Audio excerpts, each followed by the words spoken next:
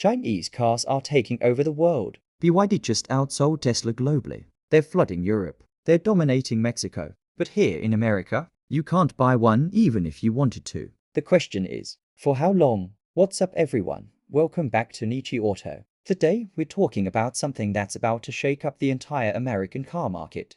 Chinese automakers. And I'm not talking about some distant future. This is happening right now. We're going to break down who these companies are, why American automakers are absolutely terrified, what's stopping them from getting here, and most importantly, should you be worried? I've spent the last month researching this, talking to industry insiders, and looking at what's happening in other markets where Chinese cars are already selling. What I found is going to blow your mind. Make sure you hit that subscribe button because this is going to be the most important automotive story of 2026. Let's get into it. First, let's talk about who we're actually dealing with here. This isn't some random startup making golf carts. These are legitimate, massive automotive corporations that are already dominating the global market. BYD, build your dreams. This is the big one. BYD sold over 3 million vehicles in 2023, outselling Tesla to become the world's largest EV manufacturer.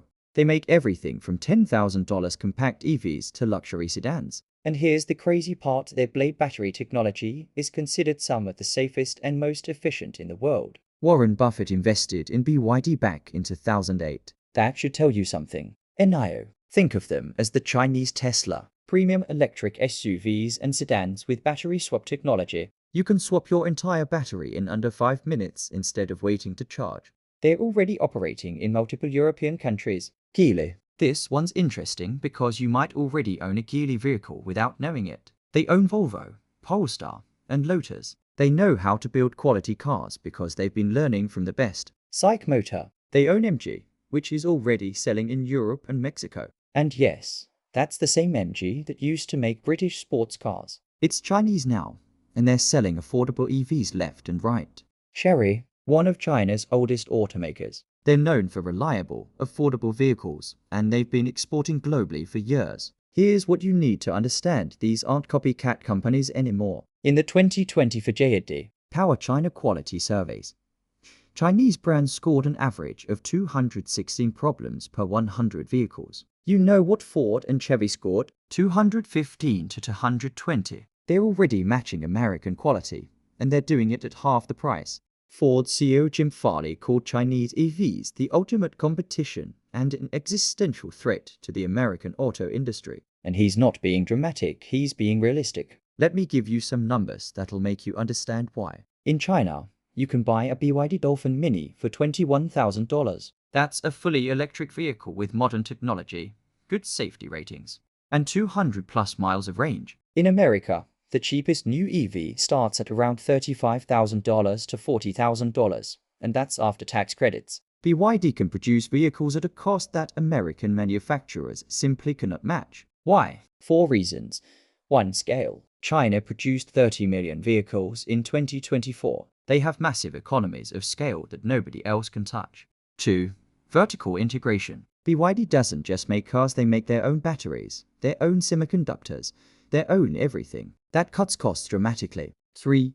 Government support. The Chinese government has poured hundreds of billions into their EV industry through subsidies, infrastructure, and preferential policies. 4. Labor costs. Even though Chinese wages have gone up, manufacturing labor is still significantly cheaper than in the US. Ford CEO Jim Farley drove a BYD vehicle for 6 months and said it was fantastic. He openly admitted that if Chinese EVs could be sold in America without tariffs, they would demolish American brands. That's why he's scared. That's why GM is scared. That's why everyone is scared. The technology gap has closed. Chinese cars now have better infotainment systems, more advanced driver assistance features, and battery tech that's as good or better than what we have here. And they cost half as much. So if Chinese cars are so good and so cheap, why can't you buy one? 2 words. Tariffs. Massive, prohibitive tariffs. The Biden administration imposed a 100% tariff on Chinese electric vehicles in 2024.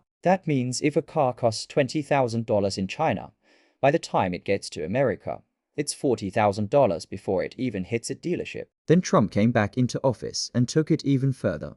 As of April 2025, There's now a 25% base tariff on all imported vehicles and auto parts, regardless of country. But for Chinese vehicles specifically, we're looking at tariffs that can exceed 100%. In some cases, Trump has threatened up to 200% tariffs on Chinese cars built in Mexico trying to enter the US market. Trump just visited Ford's factory in Detroit and made it crystal clear we have 100% tariffs on any car coming in from China. He said if Chinese automakers want to sell here, they need to build here, using American labor. And here's the thing, these tariffs aren't just about protecting American jobs. They're about national security. Starting in 2027, the US will ban the sale of any vehicle with Chinese-made connected vehicle hardware or software. That means no Chinese cars with Bluetooth, Wi-Fi, or satellite connectivity can be legally sold here. The government's argument is that Chinese vehicles could be used for surveillance or could be remotely controlled. Whether you think that's paranoia or legitimate concern, it's the reality. The US is building a wall around its auto market, and China is on the other side. But here's where it gets interesting. Those tariffs are also making American cars more expensive. Remember, American automakers import a ton of parts from China. Ford, GM, Tesla. They all rely on Chinese suppliers for batteries, electronics, semiconductors, you name it. So when you slap 25% tariffs on auto parts, guess who pays? You do. Through higher car prices.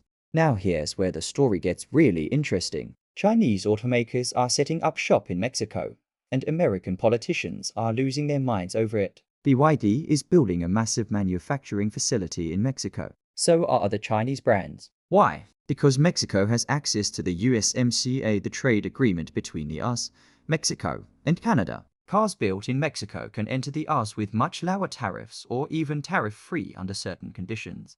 In 2024, Chinese brands made up 20% of the Mexican market and 30% of imports there. Mexicans are buying Chinese cars like crazy because they're good and they're affordable. BYD's Dolphin Mini sells for around $21,000 in Mexico. Trump sees this as a Trojan horse. During his Detroit speech, he said he doesn't need cars made in Mexico, doesn't need cars made in Canada. He wants them made in America. And he's threatened massive tariffs up to 200% on any Chinese-made vehicle coming through Mexico. The Financial Times reported that Mexico's government has been delaying approval for some Chinese manufacturing facilities because they're worried about angering the US. Mexico is caught in the middle of this trade war.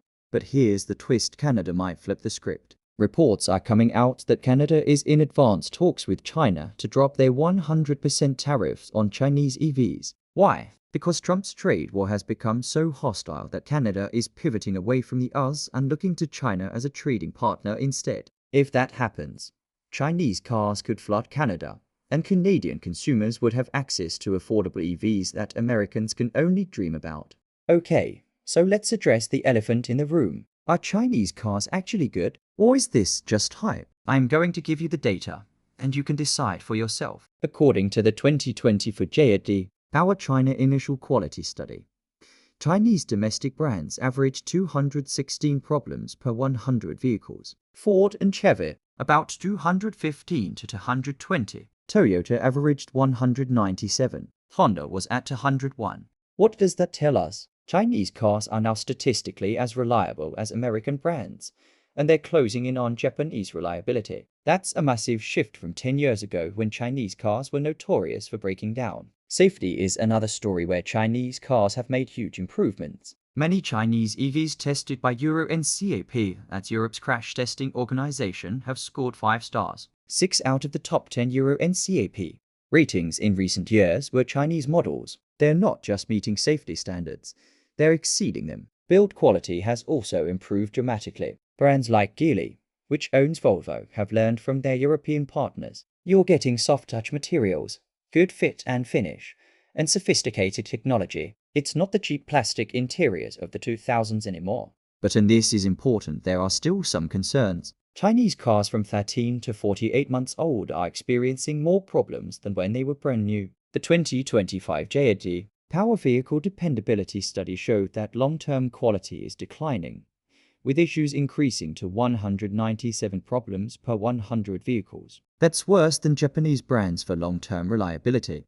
The biggest problems? Infotainment systems that glitch, noise and vibration issues as the cars age, and some build quality inconsistencies. These are design-related problems, not catastrophic failures, but they affect owner satisfaction. The other issue is resale value. Chinese cars depreciate faster than Japanese, Korean, or even American cars in markets where they're sold. Why? Brand perception. People don't trust them yet. Even if the car is mechanically solid, buyers are skeptical, so resale values suffer. Bottom line on quality. Chinese cars are way better than they used to be. They're competitive with American brands. They're behind Japanese brands in long-term reliability, And they offer significantly more technology and features for the money. So let's play out the scenario. What happens if Chinese cars actually make it to America? Either through tariff deals, building factories here, or somehow getting around the restrictions. For consumers, you'd have access to incredibly affordable EVs. Imagine buying a brand new electric SUV for $25,000. That would be a game changer for people who want to go electric, but can't afford a $50,000 Tesla or $60,000 Ford Mustang Mach-E. The EV market would explode. For American automakers, disaster. Ford, GM, and Stellantis are already struggling with EV profitability. GM took a $7 billion impairment on EVs. Ford took nearly $20 billion in losses. If Chinese competitors come in and undercut them by $20,000 to $30,000 per vehicle, American brands won't be able to compete.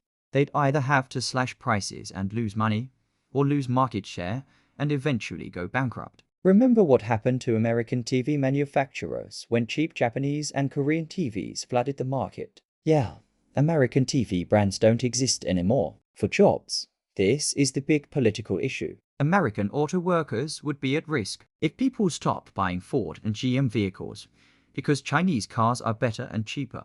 Those factories close.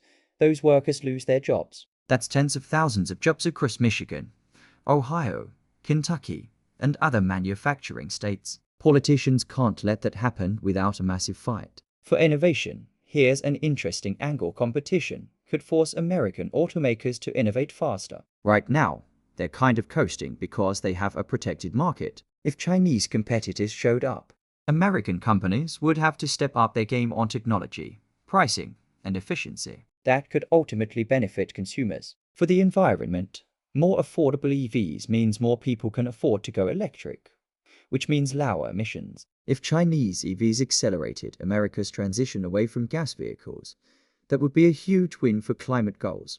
But there's a counterargument. If those EVs are built with coal-powered electricity in China and then shipped here, the environmental benefit isn't as clear. Alright, so after all that information, here's my honest take. Should you be worried about Chinese cars coming to America? If you're a consumer, you shouldn't be worried, you should be excited. More competition means better cars at lower prices for you. If Chinese automakers force Ford and GM to make better, cheaper EVs, that's a win for everyone. The current reality is that EVs are too expensive for most Americans, and Chinese manufacturers could change that overnight. If you work in the American auto industry, yeah, you should be concerned. Not panicked, but concerned. This is a real threat to American manufacturing jobs. The only way to protect those jobs is for American companies to become more competitive, which means lower costs, better technology, and smarter business models. If American automakers keep building $70,000 electric trucks that nobody can afford, they're going to lose. If you're an American automaker, you should be terrified. You've had decades of protection, and you've gotten comfortable. Chinese companies are hungrier, faster, and more innovative. You need to figure out how to build affordable EVs profitably, or you're going to get crushed whenever those tariff wars come down. Here's the reality: those tariff wars won't last forever. Maybe 5 years, maybe 10, but eventually, economics wins. Chinese automakers will find a way into this market, whether that's by building factories in America, negotiating trade deals, or partnering with existing brands. It's inevitable. The question is whether American automakers use this protected time to get their act together and become competitive, or whether they waste it making excuses. History suggests they'll waste it. I hope I'm wrong. So there you have it, everything you need to know about Chinese cars and why they're the biggest threat to the American auto industry since, well, ever. BYD is real. Their cars are good. They're cheap, and they want access to this market. The tariffs are keeping them out for now, but this fight is far from over. If this video opened your eyes to what's really happening in the global auto industry, Hit that like button. Subscribe for more deep dives into automotive topics that actually matter. And drop a comment. Would you buy a Chinese car if you could? I'll see you in the next one.